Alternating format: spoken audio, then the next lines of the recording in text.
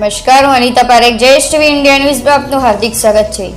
ઉકાઈ ડેમમાં અત્યારે 2,47,000 જેટલું ક્યુસેક જેટલું પાણી છોડવામાં આવી રહ્યું છે અને એમના કારણે જે એરિયાઝ અફેક્ટ થયા છે આમાં 152 જેટલા લોકોને શિફ્ટ કરવામાં આવ્યા છે.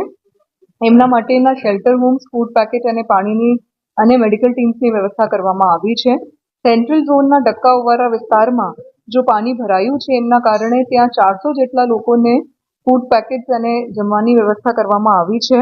એમના સિવાય જે વિસ્તારમાં સ્પેશિયલી જો કોઝવે છે કે નાવડીઓવાળા વગેરે જેવા વિસ્તાર છે જ્યાં પાણી ભરાયા છે ત્યાં બેરિકેડિંગ કરીને અને પોલીસના સાથે સંકલન કરીને લોકો સ્પેશિયલી ત્યાં નહીં જાય એમના માટેના અલર્ટ્સ પણ તંત્ર તરફથી મોકલવામાં આવી રહ્યા છે.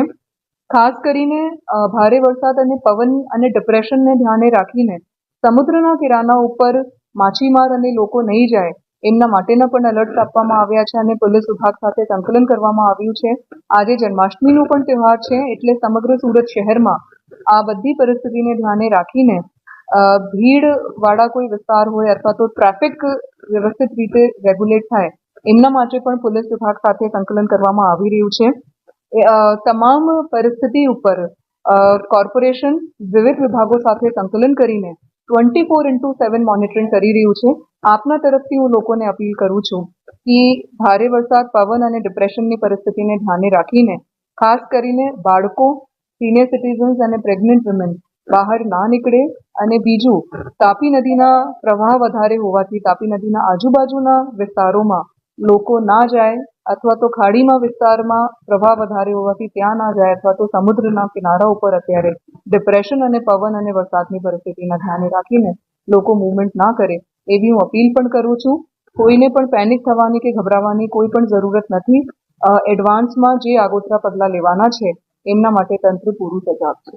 સાહેબ, જે ગટરિયા પૂર આવવાના શરૂ થઈ ગયા છે, કાડેસર નાળમાં કમર સુધી પાણી ભરાઈ ગયા છે, હજુ પરિસ્થિતિ કેવી બની શકે છે ત્યાં આગળ?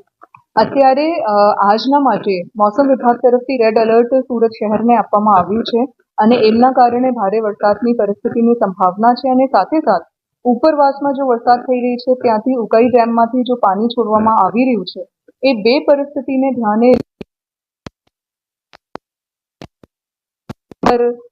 તંત્ર વોચ કરી રહ્યું છે. જે પણ જરૂરત પડશે એ પ્રમાણે આગોતરો કામગીરી કરવામાં આવશે.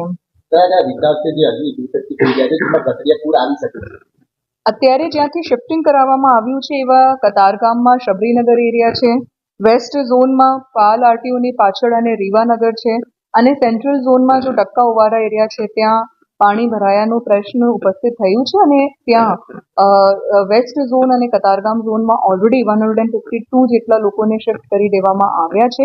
ભવિષ્યમાં જ્યારે વરસાદની પરિસ્થિતિ અને ઉકાઈ ડેમમાંથી જો વધારે કોઈ પાણી છોડવામાં આવે એને ધ્યાને રાખીને જ્યાંથી પણ શિફ્ટિંગ કરાવવાનું હશે તંત્ર આગોતરું શિફ્ટિંગ કરશે.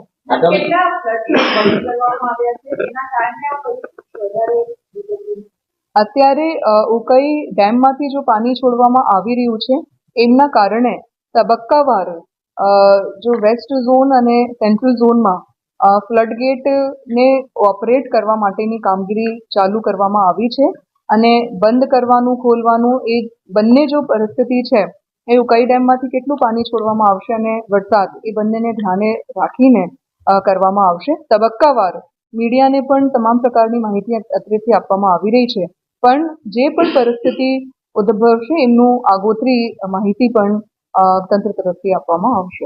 અત્યારે ભોજનની સપાટી છે 10 મીટરની ઉપર ચાલી રહી છે. ભોજનની સપાટી 11 મીટરની આસપાસ 1 મીટરની આસપાસ શું કહેવાય છે ડિસ્ટન્સ છે. જો આગામી દિવસમાં વધુ વરસાદ પડે પાણી છોડવામાં તો કયા વિસ્તારમાં ઇફેક્ટિવ થઈ શકે? જો ઉકાઈ ડેમ અને ભારે વરસાદના કારણે મોટા ભાગે જો એરિયાઝ અફેક્ટ થાય છે એ કતારગામ ઝોન, વેસ્ટ ઝોન અને સેન્ટ્રલ ઝોનમાં આવે છે. એ તમામ એરિયાઝનું મેપિંગ કરવામાં આવ્યું છે. અત્યારે અમે કોઈને પણ પેનિક અથવા તો પેનિક કરવા માંગતા નથી પણ જ્યારે પણ કોઈ પણ પરિસ્થિતિ ઉદ્ભવશે એના આધારે જે વિસ્તારોમાં અલર્ટ આપવા માટેની જરૂરત પડશે એમને એડવાન્સમાં અલર્ટ આપવામાં આવશે. એ તમામ વિસ્તારોનું મેપિંગ ત્યાં ઝોનની જો ટીમ્સ છે એ સતત ત્યાં ફિલ્ડ વિઝિટ કરી રહી છે. આખી રાત્રે કાલે પણ ફાયરની ટીમ્સ અને ઝોનની ટીમ આ તમામ વિસ્તારોમાં ફરીને સ્થિતિનું પણ મોનિટરિંગ કન્ટિન્યુઅસલી ફિલ્ડ ઉપરથી પણ કરતી હતી. કંટ્રોલ રૂમ્સ આ તમામ ઝોનમાં 24/7 કાર્યરત છે. ઉકાઈ ડેમના ઇરિગેશન વિભાગ સાથે કોર્પોરેશનનું આગોતરું આયોજન સંકલન કરવામાં આવી રહ્યું છે, એટલે એ લોકો જ્યારે પણ પાણી છોડવા માટેનું ડિસિઝન્સ લઈ રહ્યા છે એમની આગોતરી જાણ કોર્પોરેશનને કલેક્ટર ઓફિસને કરવામાં આવી રહી છે અને એટલે પૂરતું સમય કોર્પોરેશન અને તંત્રને મળી રહ્યું છે, જેથી ભવિષ્યમાં એ લોકો જે પણ નિર્ણય લેશે એમાં જે પણ વિસ્તારો અફેક્ટેડ થશે એમની આગોતરી માહિતી બધા લોકોને આપવામાં આવશે.